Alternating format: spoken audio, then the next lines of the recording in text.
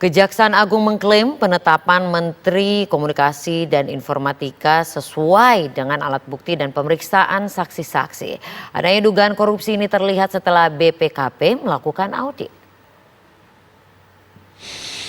Jadi saya harus berbicara dulu terhadap 5 tersangka yang sebelumnya kita tetapkan sebagai tersangka dalam perkara dan sudah dilakukan penahanan oleh Kejaksaan Agung ya.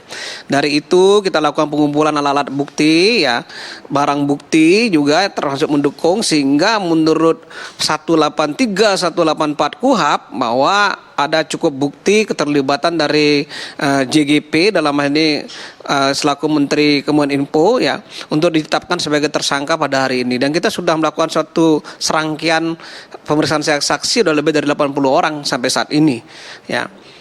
Mengenai peran yang kita sampaikan sebelumnya, sampaikan oleh Pak Dardik ya, bahwa perannya adalah selaku Kominfo dan pengguna anggaran. Perannya.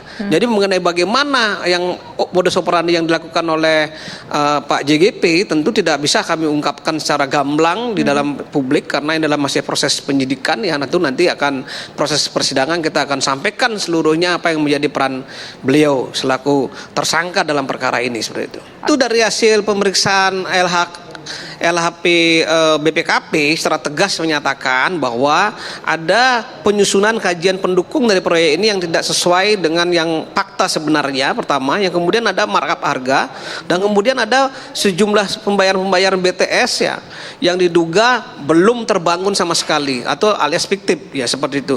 Nah, dari itu itu terkait dengan suatu kebijakan yang memang ada kaitannya dengan beliau, pertanggungjawabannya kepada beliau ya. Kemudian juga terkait apabila di kemudian hari ada ditemukan ada aliran dana ya, dan ada beberapa saksi sudah menyampaikan juga, ini akan kita dalami terus.